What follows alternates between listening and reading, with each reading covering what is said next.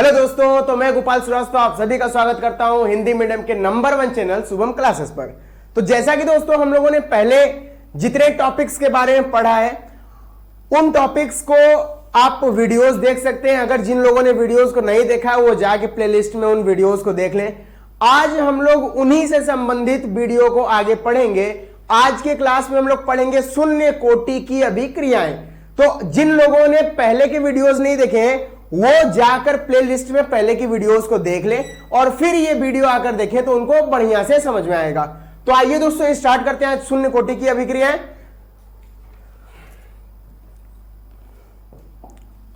शून्य कोटि की अभिक्रियाएं।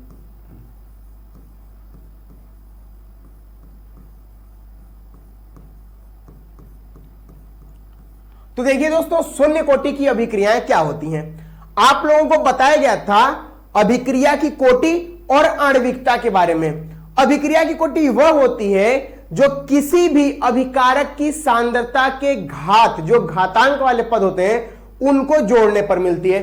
जैसे आप लोगों को बताया गया था कि जो अभिक्रिया का वेग होता है वो अनुक्रमानुपाती होता है किसके दोस्तों, सांद्रता। मान लेते हैं कि हमारा कोई अभिकारक A है और इसके घात x है और यहां पर दूसरा अभिकारक B है और इसकी घात y है।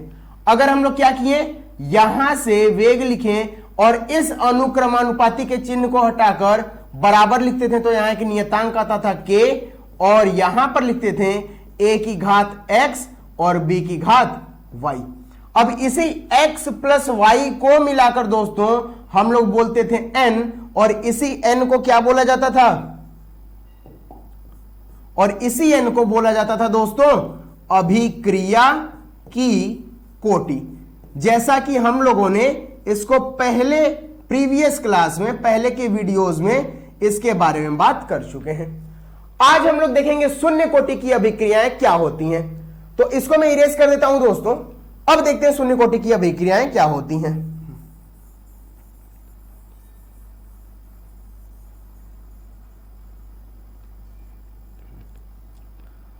मान लीजिए दोस्तों हमारा कोई एक अभिक्रिया हो रहा है, कोई P से क्या बन रहा है, जैसे P नहीं, हम लोग लेते हैं कि अगर कहीं पर A से क्या बन रहा है, B बन रहा है। A क्या है दोस्तों, अभिकारक है और B क्या है, अभिकारक, और B क्या है दोस्तों, उत्पाद है। तो कहीं अगर अभिकारक A से उत्पाद B बन रहा है तो यहां पर शून्य कोटि की अभिक्रिया के लिए क्या होगा, हम लोग लिखेंगे वेग यहां पर अनुक्रमानुपाती होगा A की, मतलब अभिकारक की सांद्रता, मतलब जो हम लोग ब्रैकेट में लिखें A की सांद्रता का जो घातांक होगा उसके 0 के, ये क्या होगा, अनुक्रमानुपाती। अगर कहीं पर भी वेग किसी अभिकारक की सांद्रता के घातांक जो पद होता है वो अगर 0 के अनुक्रमानुपाती होता है तो इसको दोस्तों हम लोग बोलते हैं शून्य कोटि की अभिक्रियाएं। अगर हम लोग इसको और थोड़ा आगे ले जाएं तो बराबर हो जाएगा और एक k आएगा जो अनुक्रमानुपाती नियतांक होगा और लिखेंगे a की घात 0। मतलब वेग जो होता है दोस्तों वो सांद्रता के पद पर निर्भर नहीं करता है। अगर कोई ऐसी अभिक्रिया जिसमें अभिक्रिया का वेग सांद्रता पर निर्भर ना करे तो उसको हम लोग क्या बोलते हैं, शून्य कोटि की अभिक्रियाएं। अब यहां पर अगर किसी की भी घात अगर 0 लिखा हो दोस्तों तो इसको हम लोग बोलते हैं 1। किसी के भी घात अगर 0 लिखा हो दोस्तों तो उसको हम लोग क्या बोलते हैं, 1 बोलते हैं। मतलब यहां a की घात 0 है तो हमारा जो वेग होगा वो क्या हम लोग लिख देंगे, केवल k के बराबर होगा। मतलब हमारा अभिक्रिया का वेग किसके बराबर होगा या केवल किस पर निर्भर करेगा, k, और इस k को हम लोग बोलते हैं दोस्तों वेग स्थिरांक। वेग स्थिरांक मतलब कोई ऐसी अभिक्रिया जिसमें वेग, अभिक्रिया का वेग अभिकारक के सांद्रता पर निर्भर ना करे, वेग स्थिरांक के बराबर हो जाए, उसको हम लोग क्या बोलते हैं, शून्य कोटि की अभिक्रियाएं दोस्तों। तो आप लोग अगर इसका स्क्रीनशॉट ले रहे हैं तो ले लीजिए, मैं लिख देता हूं शून्य कोटि की अभिक्रियाएं क्या होती हैं। हो गया स्क्रीनशॉट? ठीक है, अब इसको मैं इरेज कर देता हूं।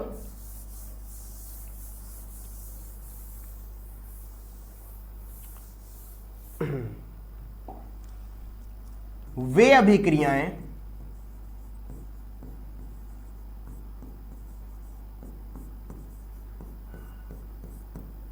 ऐसे लिख लीजिएगा दोस्तों, वे रासायनिक अभिक्रियाएं, वे रासायनिक अभिक्रियाएं जिनमें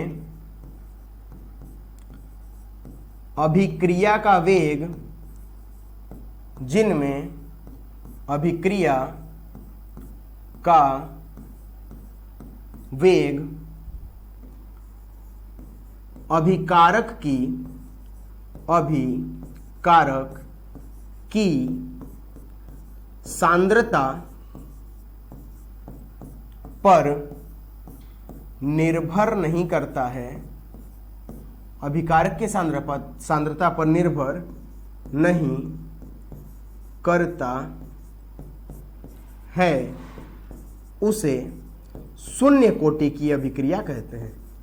शून्य कोटि की अभिक्रिया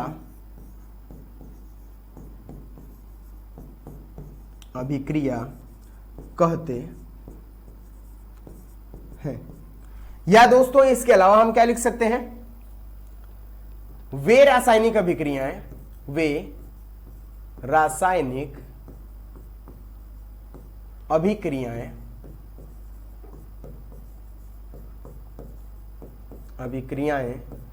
जिनमें अभिक्रिया का वेग, जिनमें अभिक्रिया का वेग के बराबर होता है,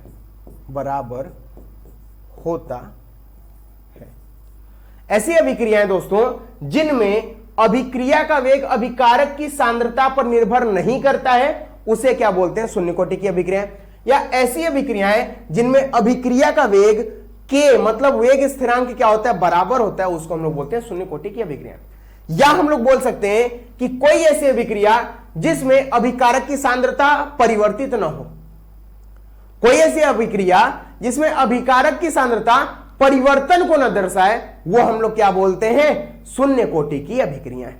अब दोस्तों इसको देखते हैं, आप लोग स्क्रीनशॉट ले लीजिए, स्क्रीनशॉट के बाद स्क्रीनशॉट आप लोग ले लीजिए। अब इसके बाद हम लोग समझते हैं कि कैसे आज इसका फॉर्मूला आता है। तो हम लोग इसको दोस्तों यहां से इरेज कर देते हैं।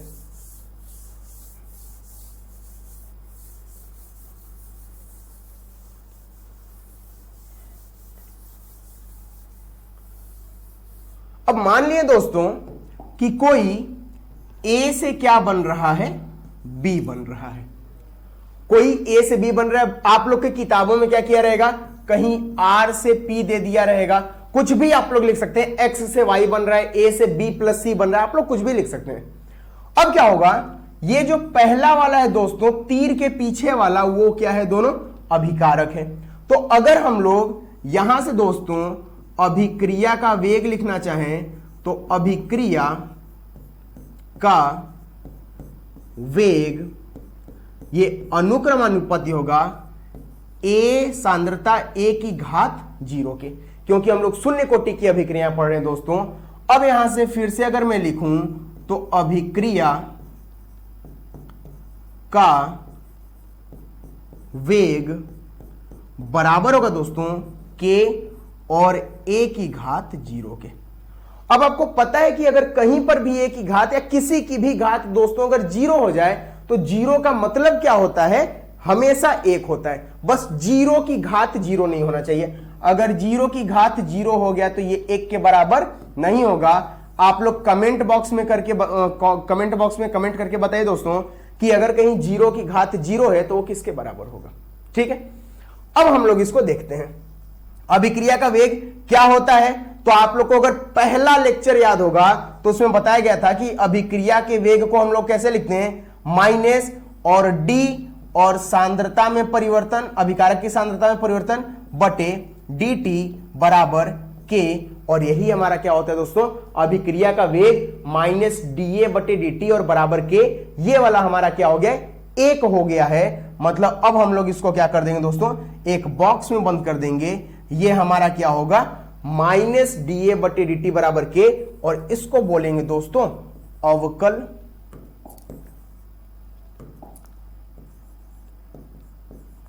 अवकल वेग समीकरण। अवकल वेग समीकरण।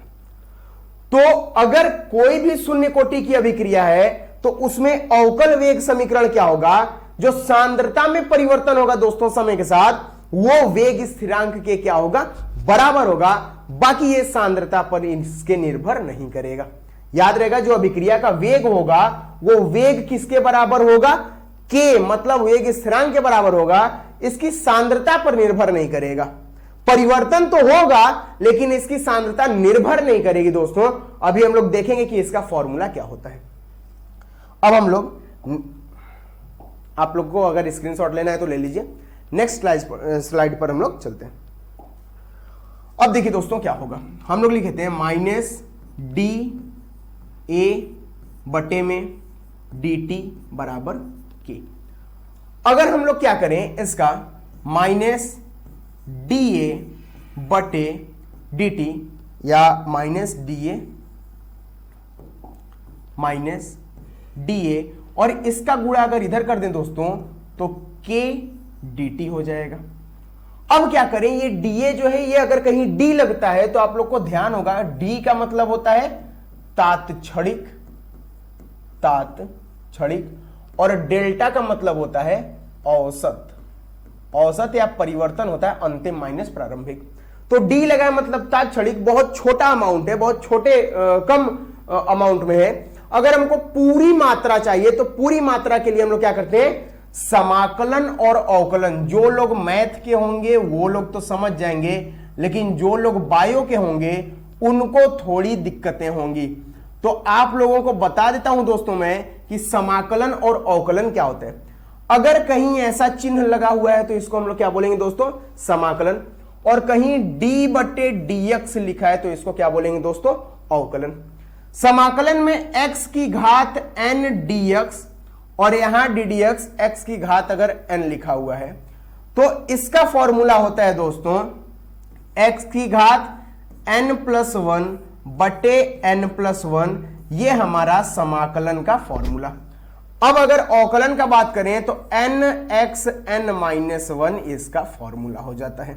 हमको केवल समाकलन के बारे में पढ़ना है, अवकलन के बारे में नहीं पढ़ना है दोस्तों। तो हम केवल किसका बात करेंगे, समाकलन का। समाकलन मतलब होता है चीजों को जोड़ना, अवकलन मतलब होता है दोस्तों चीजों को तोड़ना। जैसे मान लीजिए आपके सामने देखे होंगे पजल को सब लोग देखा होगा कि छोटा सा बॉक्स रहता है, उसमें छोटे छोटे चित्रों को सजाकर एक बड़ा चित्र बनाया जाता है। तो अगर कहीं पर पजल है तो उस पजल में क्या किया जाता है, जब उसको किसी एक पूरे बोर्ड में जोड़ दिया जाता है और जोड़ जोड़ के क्या एक चित्र बना दिया जाता है, तो उसको हम लोग बोलते हैं समाकलन करना। और वही पजल में से पूरे चित्र को अगर अलग अलग कर दिया जाए तो उसको बोलते हैं अवकलन करना। जैसे मान लीजिए आप लोग के घर में कप हुआ या गिलास हुआ, ग्लास को अगर आप अलग अलग रख देंगे, कप को अलग अलग रख देंगे तो वो हुआ अवकलन। लेकिन अगर एक साथ रख दिए दोस्तों, जोड़ के रख दिए उनको, तो वो होगा समाकलन। तो समझ गए आप लोग समाकलन अवकलन क्या होता है। तो यहां चीजें छोटी है, मतलब हमको सभी को क्या करना है, जोड़ना होगा, तब हमको क्या मिल पाएगा, बड़ा मिल पाएगा। तो ये जो छोटा अमाउंट है, छोटी मात्रा है, हमको पूरी मात्रा पाने के लिए क्या करना होगा दोस्तों, सभी को जोड़ना होगा। तो जोड़ने के लिए हम इसका क्या करेंगे, समाकलन, क्योंकि समाकलन चीजों को जोड़ता है। अब देखिएगा, ध्यान दीजिएगा, इसको मैं अभी यहां से मिटा देता हूं। आप लोग अगर स्क्रीनशॉट लेना चाहते हैं तो ले लीजिए। अब इसको मैं मिटाता हूं। समाकलन के बारे में बात करते हैं केवल। अब मान लीजिए दोस्तों कहीं अगर समाकलन दिया है केवल dx का समाकलन, तो इसका आंसर होता है x। अगर केवल कहीं dt का समाकलन है तो इसका होता है t।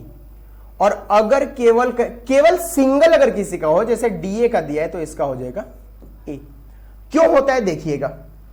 अब आप लोग को यह तो पता है फॉर्मूला अब इसको अभी हम बताते हैं क्यों होता है। यहां पर अगर आप लोग को स्क्रीनशॉट लेना है तो आप लोग ले सकते हैं, ठीक है। अब इसको मैं इधर से इरेज कर देता हूं। जैसे अगर यहां पर मैंने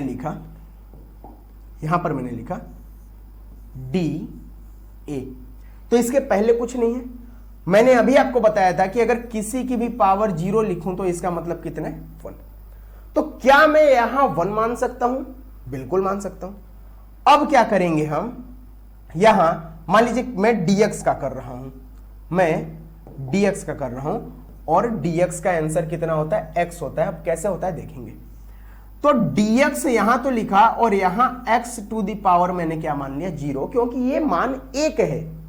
अब अगर हम लोग समाकलन का फॉर्मूला लगाएं तो समाकलन का फॉर्मूला क्या बोलता है कि जितना घात रहेगा उसमें 1 जोड़ेंगे और इस ऊपर वाले को जो जोड़े उसको नीचे लिख देंगे। तो यहां पर 0 है तो हम लोग लिखेंगे x टू द पावर 0 + 1 और बटे में 0 + 1, मतलब हमारा आंसर कितना आ जाएगा दोस्तों, x आ जाएगा। वैसे ही अगर केवल हम लोग dt का अगर करें समाकलन तो कितना होगा, t। केवल अगर dy का अगर कर दें dy का तो कितना होगा, y होगा। केवल dz का करें तो कितना होगा दोस्तों, z होगा। तो अगर सिंगल किसी का कर रहे हैं तो हमारा आंसर क्या आ जाएगा दोस्तों, वही आ जाएगा। अब इसको मैं यहां से हटा देता हूं। अगर आप लोग को स्क्रीनशॉट लेना है तो आप लोग ले सकते हैं, ठीक है। अब इसको इरेज करता हूं।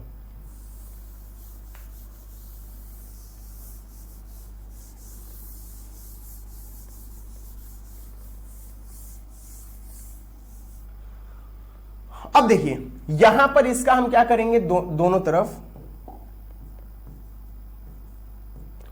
तरफ दोस्तों समाकलन करेंगे।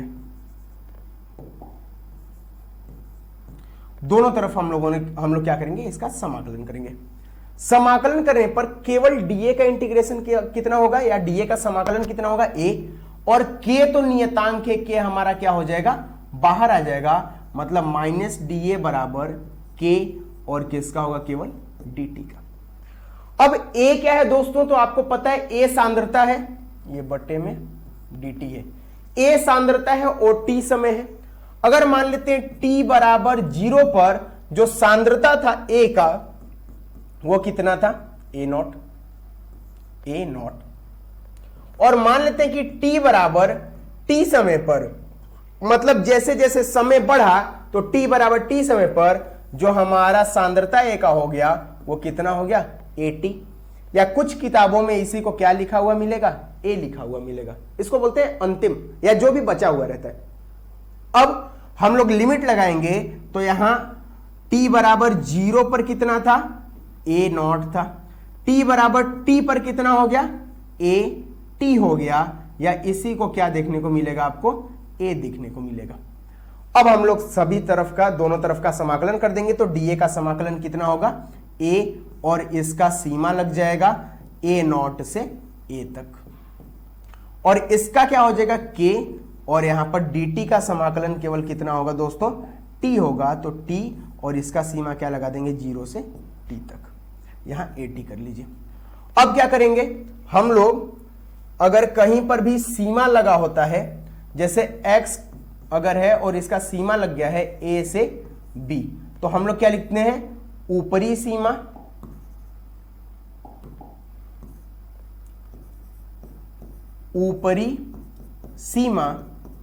मतलब जो ऊपर रहेगा माइनस निचली सीमा। अब ऊपरी सीमा क्या हो जाएगी, यहां पर x के जगह पहले b को रखेंगे, माइनस निचला क्या है a, तो b माइनस a हमारा इसका क्या होगा, आंसर। अब इसी के जगह हमको क्या करना है दोस्तों, इसको लिखना है। तो क्या हो जाएगा यहां पर क्या हो जाएगा, a, और इसका सीमा कितना है हम लोग का, A0 से AT है, बराबर k, और t का सीमा क्या है दोस्तों, 0 से t है। अब हम लोग ऊपरी सीमा लिखेंगे तो ऊपरी सीमा क्या है, अच्छा यहां पर माइनस भी लगाए तो माइनस भी आप लोग लगा लीजिएगा। मतलब माइनस AT और माइनस A0 बराबर k, और यहां पर क्या हो जाएगा, t माइनस 0। ऊपरी सीमा लिख दिए, यहां पर माइनस था और माइनस निचली सीमा, मतलब माइनस लगाए, निचली सीमा जब रखेंगे तो पहले से ही माइनस है, तो यहां पर क्या हो जाएगा -80 और प्लस A0 इक्वल टू यहां पर क्या हो जाएगा दोस्तों KT। अब इसको हम लोग कैसे लिख सकते हैं, यहां से लिख सकते हैं कि A0 बराबर KT प्लस AT, या आप लोग के बुक में दिया रहता है कि AT बराबर A0 माइनस KT, और यही हमारा क्या होता है समीकरण होता है दोस्तों किसी भी शून्य कोटि की अभिक्रिया के लिए। क्या कर रहे हैं, आपको केवल dA/dt लिखना है और K लिखना है, यहां पर सांद्रता से कोई मतलब नहीं है। फिर क्या करना है, इस dt का यहां पर तिर्यक गुणा कर देना है, तो K dt हो गया है, और dA इधर माइनस में तो माइनस में लिख दिए। t बराबर 0 पर अगर इसको हम A0 मान लेते हैं और t बराबर t समय पर अगर हम लोग इसको AT मान लेते हैं, तो -A dA का इंटीग्रेशन केवल A होगा और A0 से लेकर AT तक। K लिख दिए, dt का समाकलन केवल t होगा 0 से लेकर t तक। अब क्या किए दोस्तों, अगर कहीं सीमा लिमिट लगा होता है तो होता है अपर लिमिट, मतलब ऊपरी सीमा माइनस निचली सीमा।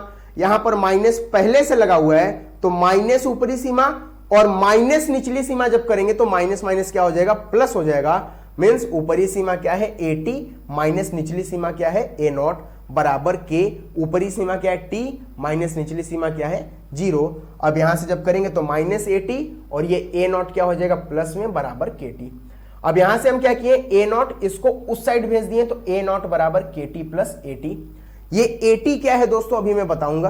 अब AT क्या होगा, अगर हम इस KT को इधर भेजें तो A0 माइनस KT, और ये आप लोग को याद करना है, यही मेन इंपॉर्टेंट होता है दोस्तों।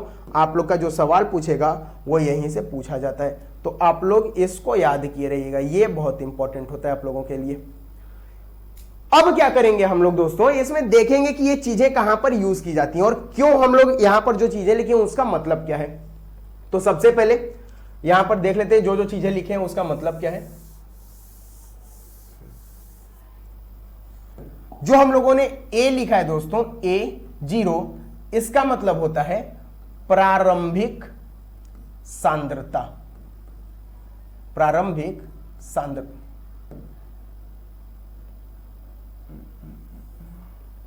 प्रारंभिक सांद्रता।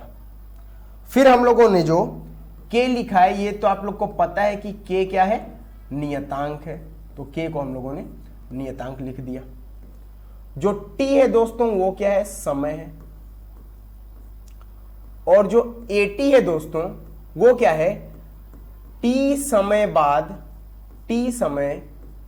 बाद बची सांद्रता, बची हुई सांद्रता। मान लीजिए कोई अभिक्रिया हो रही है, उसको पूरा होने में अगर 5 मिनट लग रहा है, तो हम बोले कि 2 मिनट बाद उसके पास जो सांद्रता बचेगी उसको हम लोग क्या बोलेंगे AT। पूरी अभिक्रिया 5 मिनट में हो रही है, लेकिन 2 मिनट बाद हमसे अगर पूछा जाए तो वो 2 मिनट बाद जो उसकी सांद्रता बची रहेगी उसको कौन बताएगा, AT बताएगा दोस्तों। तो AT क्या है T समय बाद बची हुई सांद्रता। अब दोस्तों आप लोग इसका स्क्रीनशॉट ले लीजिए और इसके बाद हम स्टार्ट करते हैं जो हम लोग का मेन फॉर्मूला आज हम लोग को पढ़ना और जिस पर हम लोग को सवाल लगाना है। हो गया, स्क्रीनशॉट ले लिया आप लोग। अब देखिए यहां पर हम लोगों ने क्या क्या पढ़ा। जो अभिक्रिया का वेग रहता है, अभिक्रिया का वेग वो बराबर होता है K, और अभी हम लोगों ने पढ़ा है कि जो AT होता है वो होता है A0 माइनस KT। इतना याद रखिएगा दोस्तों।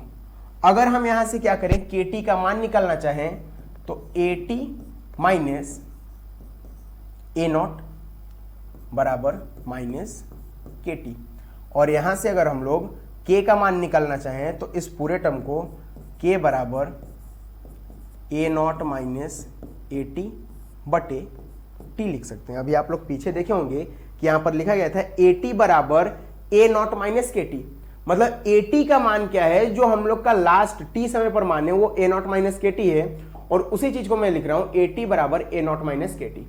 अब इसको इधर भेजा तो AT माइनस A0 हो गया बराबर माइनस KT।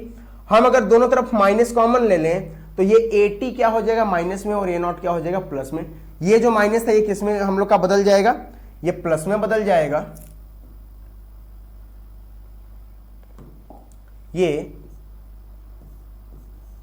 प्लस में बदल जाएगा। और यहां से हम लोग लिख सकते हैं K बराबर A0 माइनस AT बटे T। और ये फॉर्मूला आपको दो याद रखना है, अभी क्या करना है हम बताएंगे। अब मान लीजिए कि हमारा प्रारंभिक जो सांद्रता है, प्रारंभिक सांद्रता वो दोस्तों कितनी है हमारी, A है। और जो T समय बाद सांद्रता है, T समय बाद सांद्रता वो कितनी है दोस्तों, A। और T समय बाद आपको पता है कि सांद्रता क्या होगी, कुछ कम हो जाएगी। कम होने का मतलब सांद्रता घटेगी। आपको बताएं कि अभिक्रिया हो रही है तो सांद्रता तो घटेगा जरूर, लेकिन यहां पर कोई प्रभाव नहीं पड़ेगा अभिक्रिया के वेग पर। सांद्रता जरूर घटेगा लेकिन अभिक्रिया के वेग पर प्रभाव नहीं पड़ेगा। मतलब A माइनस A में से थोड़ा सा घट जाएगा, कितना, X घट जाएगा। अब यहां पर अगर हम K का मान देखें तो K बराबर प्रारंभिक सांद्रता कितनी है, A माइनस T समय बाद कितनी है दोस्तों, तो लिख देंगे A माइनस X और बटे में क्या, T। यहां से अगर हम लोग देखें तो इसको लिख सकते हैं K बराबर A minus A plus X बटे T। A से A कैंसिल हो गया, हमारा K बराबर क्या बचा, X बटे T बचा। K बराबर X बटे T बचा। और इसको भी मैं किनारे में लिख देता हूं, K बराबर X बटे T। यहां पर X क्या है दोस्तों, सांद्रता है, और T क्या है, समय है। ये याद रखे रहिएगा, यही हम लोग का मेन है। दिखाई तो दे रहा है पूरा वीडियो, उधर तक का स्क्रीन, ठीक है। अब क्या होगा, यहां K बराबर X अपॉन T, X क्या है सांद्रता है और T क्या है समय है। अब हम इन तीनों को साथ में लेकर देखेंगे दोस्तों कि ग्राफ कैसे बनता है। ग्राफ में काफी ज्यादा कंफ्यूजन होता है बच्चों को, तो हम ग्राफ आसानी से समझेंगे कि कैसे होता है। आप बस इसको याद रखे रहिएगा। अब स्क्रीनशॉट ले लीजिए, मैं पूरे को इरेज कर देता हूं और इरेज करके अब ग्राफ बनाऊंगा। अब देखिए दोस्तों कैसे होगा। अभिक्रिया का वेग,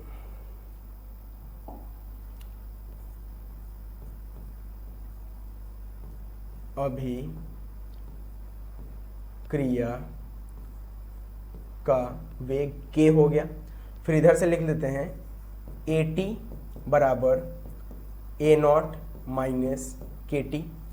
और यहीं से हम लोग पता किए थे कि A बराबर क्या हो जाए, K बराबर क्या, A0 माइनस AT बटे T। और यहीं से पता किए थे K बराबर X बटे T। अब मैं इधर का पूरा इरेज कर देता हूं दोस्तों, जितनी चीजें थी मैंने इधर लिख दिया, और इधर के बाद अब उधर का क्या कर देता हूं, इरेज।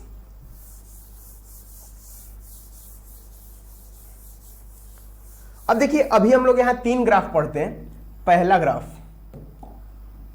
ग्राफ दोस्तों अभिक्रिया का वेग, अभिक्रिया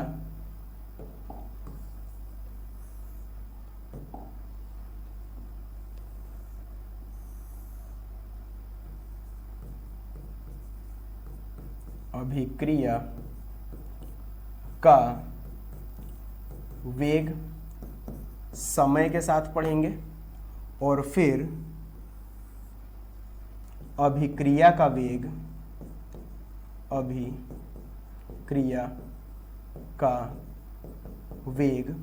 सांद्रता के साथ पढ़ेंगे। आप लोग देख रहे हैं दोस्तों कि अभिक्रिया का जो वेग है वो न तो समय पर निर्भर कर रहा है, क्योंकि यहां पर न तो T है और न ही हमारा सांद्रता है। मतलब अभिक्रिया का जो वेग है वो सांद्रता और समय पर निर्भर नहीं कर रहा है, वो जैसे था वैसे ही रहेगा। समय बदलने के साथ साथ अभिक्रिया का वेग नहीं बदलेगा, और न ही सांद्रता बदलने के साथ साथ अभिक्रिया का वेग बदलेगा। मतलब अगर सांद्रता बदले या समय बदल जाए, लेकिन अभिक्रिया के वेग को उससे कुछ मतलब नहीं है। केवल शून्य कोटि अभिक्रियाओं के लिए, मैं फिर से बता दे रहा हूं, शून्य कोटि अभिक्रिया के लिए समय और सांद्रता पर अभिक्रिया का वेग निर्भर नहीं करता है। मतलब इसका ग्राफ कैसा हो जाएगा दोस्तों, इसका ग्राफ यहां पर कुछ ऐसा हो जाएगा, एक सीधी रेखा हो जाएगी, हम लोग ऐसे बना देते हैं, ये सीधी रेखा। अभिक्रिया का वेग और समय के बीच ये ग्राफ बनेगा और अभिक्रिया का वेग और सांद्रता के बीच ऐसा ग्राफ बनेगा, क्योंकि हमको पता है अभिक्रिया का वेग केवल किस पर निर्भर कर रहा है, वेग स्थिरांक पर। इन दोनों का स्क्रीनशॉट ले लीजिए, फिर तीसरे के बारे में बताते हैं। हो गया, अब हम लोग तीसरा देखते हैं।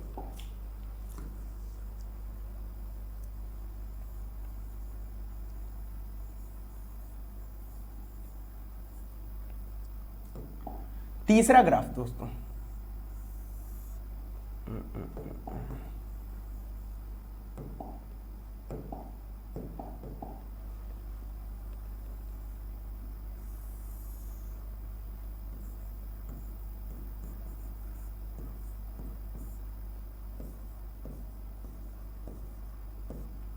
सांद्रता और समय में।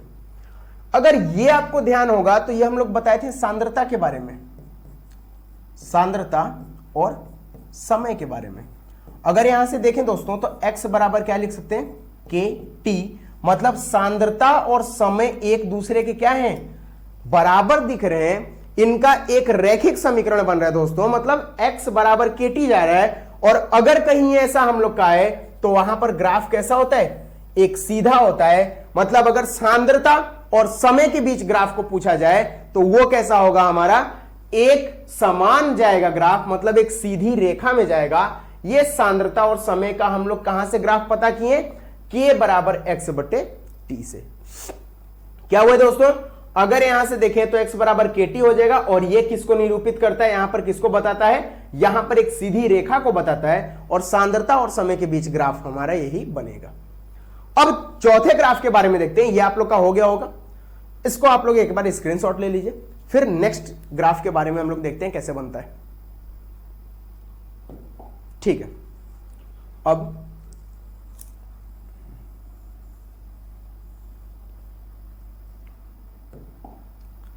यहां पर दोस्तों लिखेंगे अभिकारक की सांद्रता। अभी सांद्रता देखे थे, अब हम लोग अभिकारक की सांद्रता देख रहे हैं, याद रखिएगा, अभिकारक की सांद्रता और समय के बीच ग्राफ। अभिकारक की सांद्रता और समय के बीच ग्राफ यहां पर देखेंगे दोस्तों क्या हो रहा है। तो ये बताइए, अगर हम लोग ये वाला एक समीकरण देखें तो ये समीकरण में आपको दिख रहा है कि AT मतलब जो हम लोग का T समय पर सांद्रता है अभिकारक का, और जो प्रारंभिक समय पर है A0 वो क्या है, -KT के बराबर है। मतलब अगर हम लोग यहां पर देखें तो जो हम लोग का T समय पर सांद्रता है वो इसके क्या है, ऋणात्मक के बराबर है। हम लोग इसको कैसे लिख सकते हैं, अगर देखें तो AT बराबर -KT और प्लस A0, इस रूप में लिख सकते हैं। इसको क्या किए, -KT को पहले लिख दिए और प्लस A0 को बाद में लिख दिए। दोस्तों बुक में क्या करता है कि बुक में इसको बोल देता है y बराबर mx प्लस c से तुलना करने पर। अब ये जो m होता है, ये m हमको बताता है प्रवणता के बारे में। किसके बारे में, प्रवणता, या इसी को हम लोग बोल देते हैं दोस्तों ढाल के बारे में। अब y पर कौन रहेगा, तो y पर आप देख रहे हैं कि AT है। AT मतलब क्या हो जाएगा, सांद्रता अभिकारक की, कब, T समय पर। तो यहां पर आप लिख दीजिए कि T समय पर जो अभिकारक की सांद्रता रहेगी, और x पर किसको रखा है, T को, तो x पर हम इसी को x बोलते हैं, तो x पर समय हो गया। और y पर कौन हो गया दोस्तों, अभिकारक की सांद्रता T समय पर। अब कौन बचा, C तो हमारा एक यहां पर कांस्टेंट का वैल्यू आता है, M क्या है, प्रवणता आता है। और प्रवणता हम लोग देख रहे हैं कि कैसा है, निगेटिव में है, माइनस में है। मतलब दोस्तों जो ढाल है वो ढाल माइनस लगा हुआ है। माइनस से अगर हम लोग देखें तो माइनस का मतलब होता है नीचे उतरना। यहां इससे जब हम लोग कंपेयर किए, इससे जब तुलना किए, तो जो ढाल है वो किस में आ रहा है, माइनस में आ रहा है। मतलब दोस्तों हमारा ग्राफ कैसा बन जाएगा, कुछ इस तरीके का बन जाएगा। हमारा जो ढाल है दोस्तों वो कुछ इस तरीके का बन जाएगा, t समय पर अभिकारक की सांद्रता और समय के बीच ग्राफ। अब हम लोग क्या करेंगे, यहां से लिख देंगे कि ये जो जा रहा है ये कहां से, a0 से स्टार्ट हुआ था, a0 से स्टार्ट हुआ था। इसको थोड़ा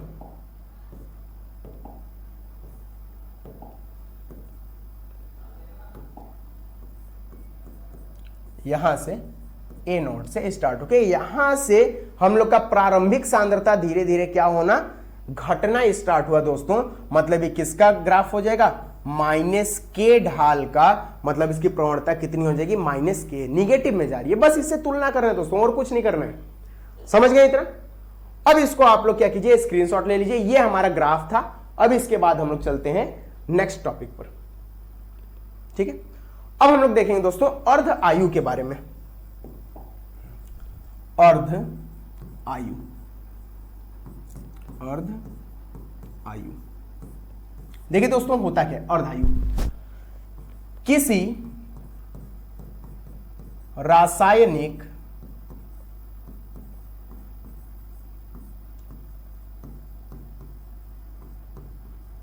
अभिक्रिया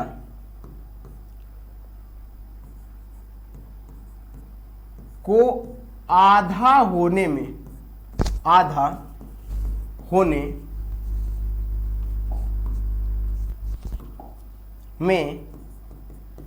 जितना, आधा भाग लिख लीजिए, आधा भाग होने में जितना समय लगता है, जितना समय लगता है उसे क्या बोलते हैं हम लोग, अर्ध आयु बोलते हैं दोस्तों। या अर्ध आयु काल भी बोला जाता है, इसको हाफ टाइम भी बोलते हैं, हाफ टाइम, हाफ टाइम नहीं हाफ लाइफ लिख लीजिए, हाफ लाइफ, हाफ लाइफ। अब क्या करते हैं दोस्तों, अगर मान लीजिए कोई अभिक्रिया हो रही है और वो ए से क्या बन रहा है, बी, तो ये अभिक्रिया अगर मान लीजिए कि 5 या 10 मिनट में हो रही है, तो इसका आधा भाग होने में, मतलब 5 मिनट का अभिक्रिया होने में जो हम लोग का यहां पर 5 मिनट समय लग रहा है, इसी को हम लोग क्या बोलेंगे, अर्ध आयु या हाफ लाइफ। पूरी अभिक्रिया मान लीजिए 10 मिनट में हो रही है, तो इसको आधा होने में जो समय लगेगा उसको हम लोग बोलेंगे अर्ध आयु। अब इसका क्या फॉर्मूला होता है, फॉर्मूला हम लोग अभी देखने जा रहे हैं। ये बस आप लोग का था, अर्ध आयु किसी रासायनिक अभिक्रिया को आधा भाग होने में जो समय लगता है उसको क्या बोलते हैं, अर्ध आयु बताते हैं। अब ध्यान दीजिएगा, अगर मैं इसको पूरा यहां से इरेज कर देता हूं, पूरा इरेज करने पर अब देखिए, मान लीजिए हमारे पास कोई अभिक्रिया ए से बी बन रही है। अब दोस्तों देखिएगा इसमें ध्यान से, ए से बी बन रही है, इसका अगर प्रारंभिक सांद्रता अगर ए है, तो बताइए आधा होने में, आधा A0 लिख लीजिए, आधा होने पर सांद्रता क्या हो जाएगी। अगर इसकी प्रारंभिक सांद्रता देखें, प्रारंभिक ही किसको बताता है, कुल सांद्रता को। मतलब शुरू में इसका सांद्रता कितना था, A0, तो लास्ट में आधा होने पर सांद्रता कितना हो जाएगा दोस्तों, A0 बटे 2। मतलब प्रारंभिक जो कुल था उसका क्या हो जाएगा, आधा हो जाएगा। शुरू में अगर A0 था तो आधा होने पर कितना हो जाएगा दोस्तों, A0 बटे 2 हो जाएगा। अब हम लोग क्या करेंगे, यहां पर उसी समीकरण का यूज करेंगे, AT बराबर A0 माइनस KT।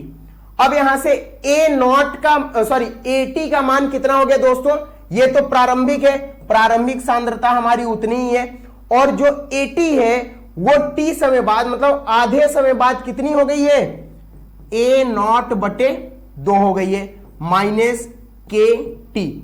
इस KT को दोस्तों अगर उधर ले जाएंगे तो उधर ले जाने पर ये KT प्लस में हो जाएगा।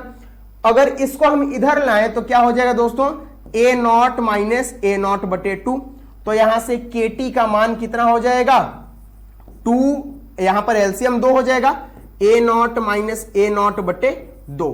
तो यहां से KT बराबर 2A0 माइनस A0, हमारा A0 बटे 2 हो जाएगा। और यहां से हमको अगर मान निकालना हो दोस्तों तो हम लोग क्या कर देंगे, T बराबर A नॉट बटे 2K। और ध्यान रखिएगा दोस्तों, यही T बराबर A नॉट बटे 2K हमारा क्या होता है, अर्ध आयु काल होता है, और यही हमसे समय पूछा जाता है। इसको आप लोग दोस्तों ध्यान से याद कीजिएगा, क्योंकि इससे हमारे क्वेश्चन आते हैं। कैसे आएंगे अभी हम बताएंगे। इसको आप लोग स्क्रीनशॉट ले लीजिए। अब देखते हैं पूर्ण आयु काल क्या होता है। ये अर्ध था, अब पूर्ण के बारे में देखेंगे। आप लोग स्क्रीनशॉट इसका ले लीजिए, ठीक है। अब हम लोग आगे चलते हैं। क्या करेंगे, इसको यहां से इरेज कर देते हैं, इरेज।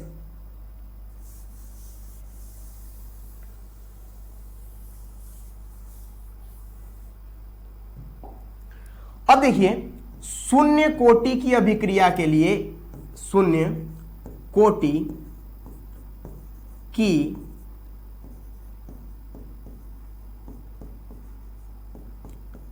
अभिक्रिया के लिए, ध्यान दीजिएगा, केवल शून्य कोटि की अभिक्रिया के लिए दोस्तों ये बताया जा रहा है, अगर आधा मतलब कोई आधा अभिक्रिया अगर 5 मिनट में हुआ है, तो जो बचा आधा है, जो बचा आधा अभिक्रिया है, वो भी कितना होगा दोस्तों, 5 मिनट में होगा।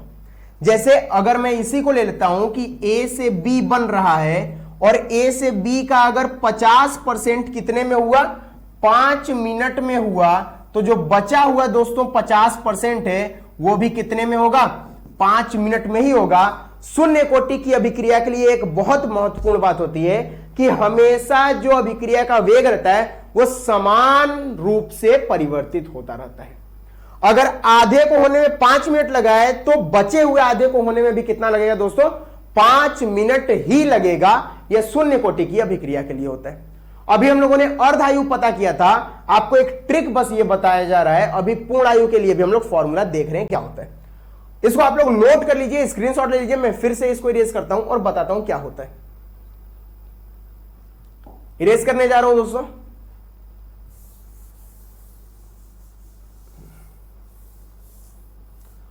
अब यहां अगर पूर्ण आयु काल की बात हो, पूर्ण आयु काल, इसको बोलते हैं TLF, या इसी को बोलते हैं फुल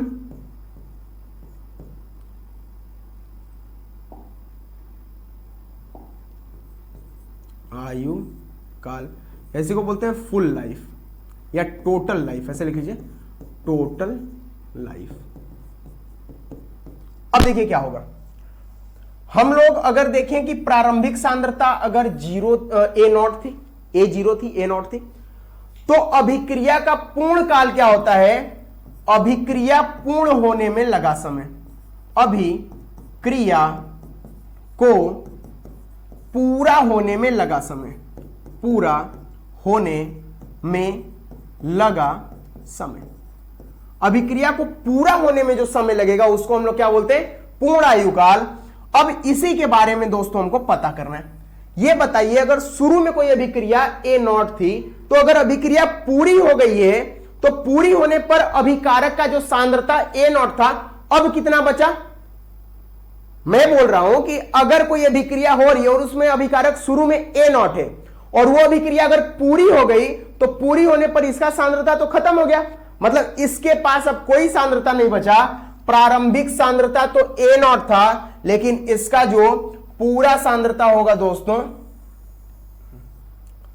जो अभिक्रिया पूर्ण होने पर सांद्रता होगा, अभिक्रिया पूर्ण होने पर सांद्रता कितना हो जाएगा, 0 बचेगा। अब हम लोग को क्या करना है, यहां से उसी को हम लोग यूज करेंगे, AT बराबर A0 माइनस KT।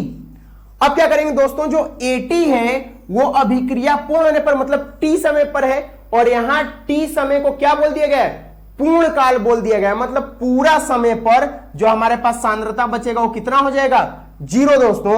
और प्रारंभिक सांद्रता तो A0 है ही, माइनस के टी, मतलब अब हमारा यहां पर अगर हम लोग देखें तो क्या हो जाएगा फॉर्मूला, 0 बराबर ए नॉट माइनस के टी। इस के टी को अगर उधर ले जाएं तो के टी बराबर क्या हो जाएगा दोस्तों, ए नॉट, और यहां से टी बराबर क्या हो जाएगा, ए नॉट बटे के।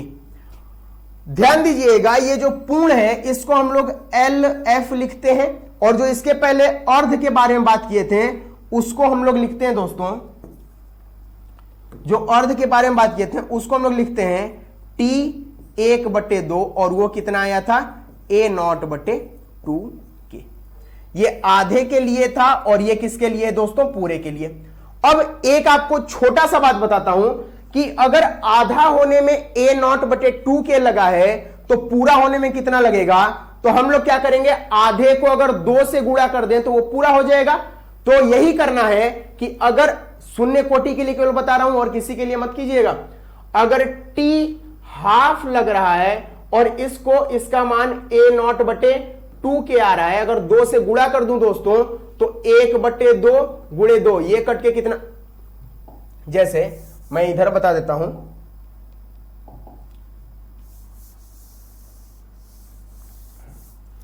कि टी 1/2 मतलब आधा होने में कितना लग रहा है, ए नॉट बटे 2 के। अब आधा समय है ना, मैं आधा को अगर 2 से गुणा कर दूं तो कितना हो जाएगा, पूरा हो जाएगा। तो यहां समय को अगर 2 से गुणा किया तो पूरा हो गया, बराबर इधर भी 2 से गुणा करना होगा तो 2 ए नॉट बटे 2 के, 2 से 2 कैंसिल हो गया, टी बराबर कितना आ गया दोस्तों, ए नॉट बटे के। मतलब आप ऐसे भी पता कर सकते हैं या आप लोग यहां पर फॉर्मूला का भी यूज कर सकते हैं। यह याद रखिएगा दोस्तों कि अगर हम लोग का अर्ध काल पूछ रहा है तो वहां पर प्रारंभिक सांद्रता अर्ध और पूर्ण में दोनों में ए नॉट रहेगी। अगर अर्ध कहीं पर है तो वहां पर टी समय पर सांद्रता कितनी होगी दोस्तों, ए नॉट बटे 2 होगी, और पूर्ण होने पर कितना हो जाएगा, 0 हो जाएगा। तो ये था आप लोग का अर्धकाल और पूर्णकाल के बारे में। इसका स्क्रीनशॉट आप लोग ले लीजिए। मैं फिर इसके बाद अब जो क्वेश्चन आते हैं उन क्वेश्चन को बता देता हूं। ले लिए होंगे आप लोग स्क्रीनशॉट। अब देखिए दोस्तों, मैं क्या करूंगा, यहां पर फॉर्मूला लिख देता हूं एक ही बार, ए टी बराबर ए नॉट माइनस के टी, ये हम लोग का पहला था। उसके बाद हम लोग क्या लिखे थे कि के टी बराबर ए नॉट माइनस ए टी बटे, बस यही था यहां तक,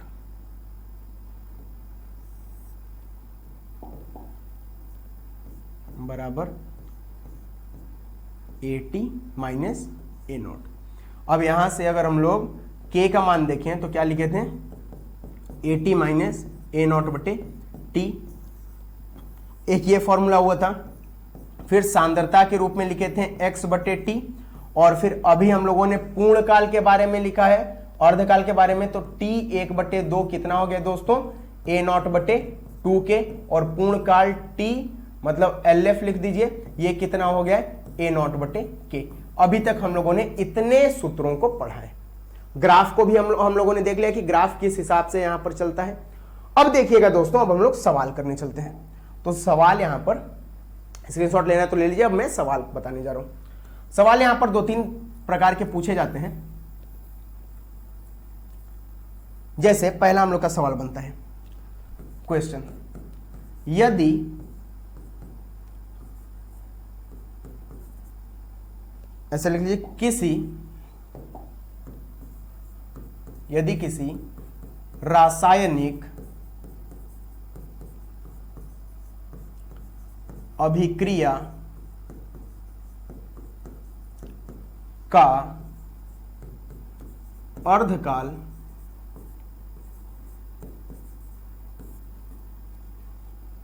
x है तथा यह अभिक्रिया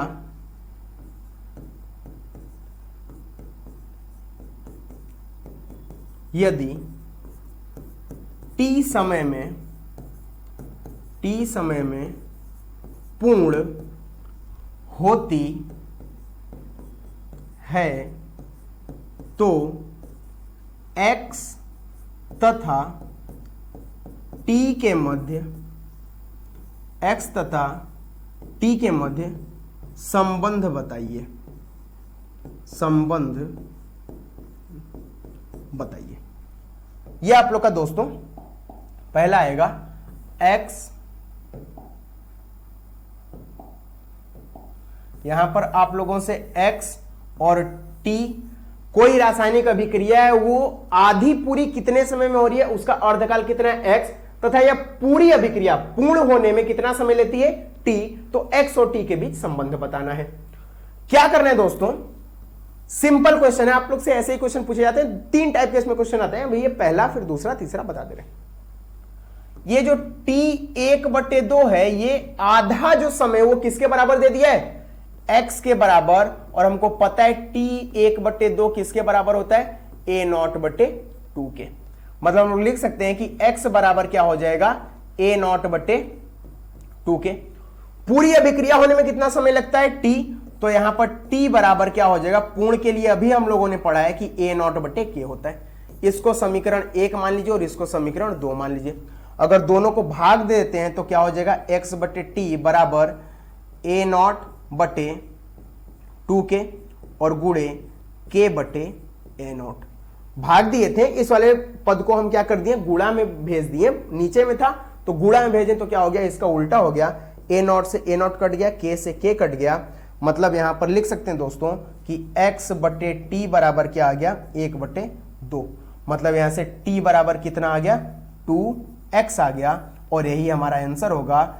इसी को हम लोग बोलेंगे समय t तथा x में क्या संबंध, t बराबर 2x। तो ये सिंपल सा हम लोग का सवाल पूछता है दोस्तों, नॉर्मल सवाल आते हैं, t बराबर कितना हो गया, 2x।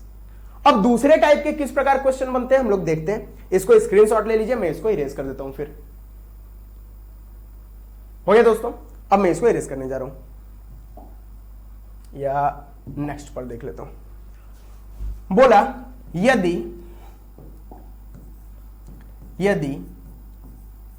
कोई अभिक्रिया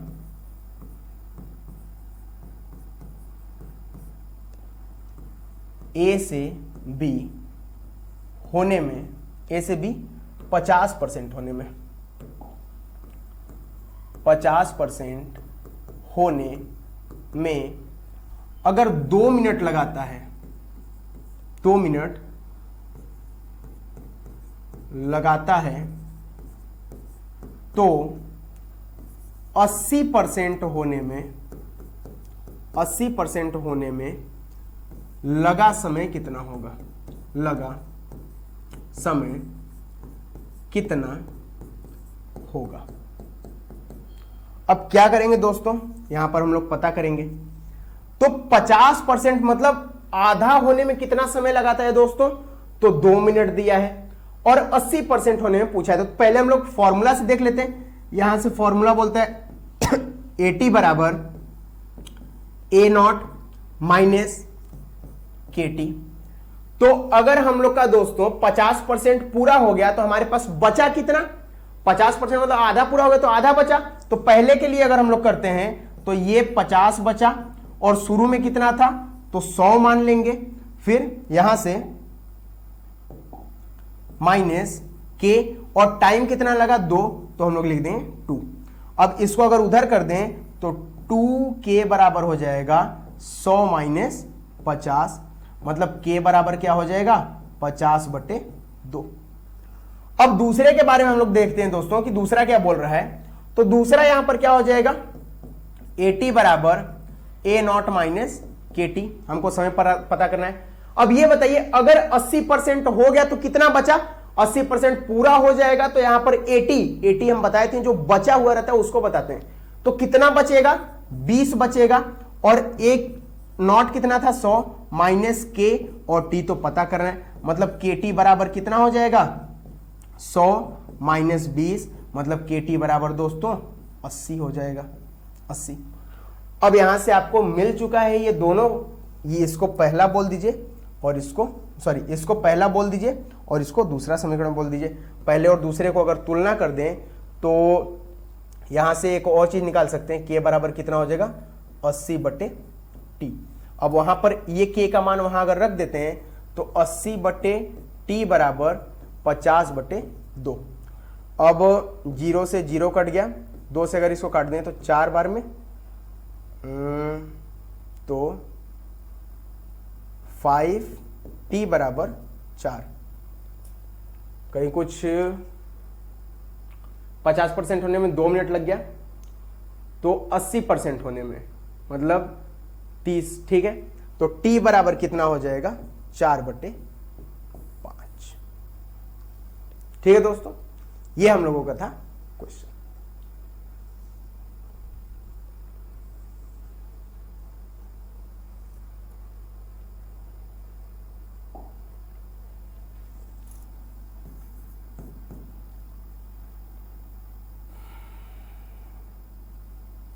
क्वेश्चन पूछेगा दोस्तों, यदि कोई अभिक्रिया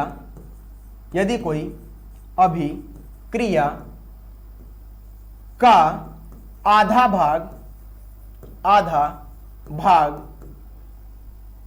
3 मिनट में होता है, 3 मिनट में होता है, तो पूरी अभिक्रिया में लगा समय कितना होगा। तो अगर 50% कितने देर में होता है दोस्तों 3 में, तो मैं बताया था कि 100% कितने में हो जाएगा दोस्तों 6 में। अब इसको आप लोग क्या कर सकते हैं, फॉर्मूला पे भी रख के देख सकते हैं या क्या कर सकते हैं, डायरेक्ट भी इसको कर सकते हैं। अगर मान लीजिए 50% होने में हमको बोल दिया 4 मिनट लग रहा है, तो 25% होने में कितना लगेगा, तो 25% होने में दोस्तों इसका आधा लग जाएगा, कितना 2 मिनट लग जाएगा। अब आप लोग के पास फॉर्मूला भी बता दिया गया, आप लोग फॉर्मूला पर भी इसको रखकर क्या कर सकते हैं, सॉल्व कर सकते हैं।